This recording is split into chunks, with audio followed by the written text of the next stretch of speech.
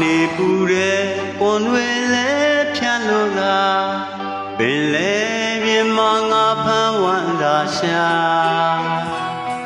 ဒီညိုချိန်မှလဲအိမ်လူမယားသားသမီးတွေ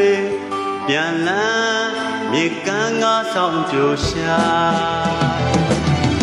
နေရောလေလေမုန်တိုင်းကြီးချလို့လားဝမ်းနေစရာပင်လေရဲငါဖမ်းသွားတဲ့တို့ရဲ့အဖေပြန်လာ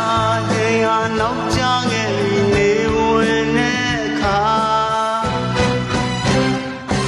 မေဟာငူပြီးပဲ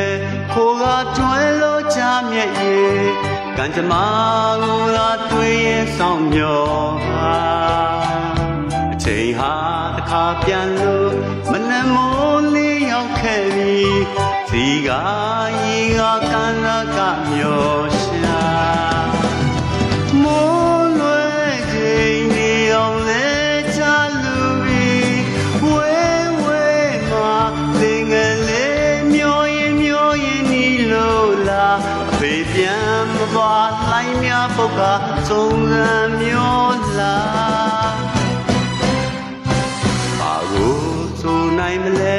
ကံတရားရဲ့ဆုံးဖြတ်ရာမလွန်ဆန်းနိုင်မကောင်းငုံလို့နေမှာ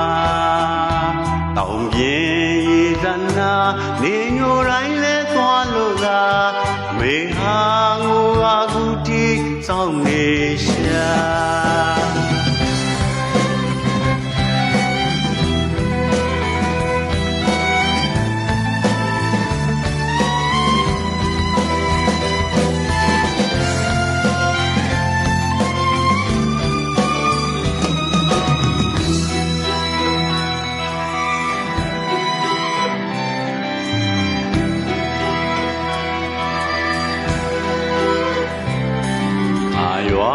နေပူတဲ့ပွန်တွေလဲ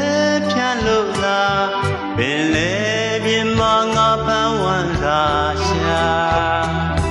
လေညိုချိန်မှလဲအိမ်လူမယားသားသမီးတွေပြန်လန်းမြကန်းကဆောင်ကြရှာတနေ့ရောလေလေမုန်တိုင်းကြီးချလို့လားဝမ်းနေစရာပင်လေဖမ်းသွားတဲ့တို့ရဲ့အဖေပြန်လာချိန်ဟာနောက်ကျခဲ့ပြီနေဝင်တဲ့အခါအမေဟာငိုပြီးပဲကိုကတွဲလို့ချမြက်ရဲ့ကံကြမ္မာကိုသာတွေ့ရင်ဆောင်မျောပါချိန်ဟာတစ်ခါပြန်လို့မနှမိုးလေးရောက်ခဲ့ပြီစီကရေကကန်းလကမျောရှာမိုးလွယ်ချိန်နေအောင်လဲချလူပြီးဝဲဝဲမှာလင်ငယ်လေးမျောရင်နီလို့လားအဖေပြန်မပါနိုင်များပုတ်ခါသုံးလမ်းမျောလားဘာကိုဆိုနိုင်မလဲကံတရားရဲ့ဆုံးဖြတ်ရာအလွန်ဆန်းနိုင်မကောင်းငုံလို့နေပါတောင်မြင်ရေစနာနေညိုတိုင်းလဲသွားလို့လားမေဟာငိုကကူတီဆောင်နေရှာ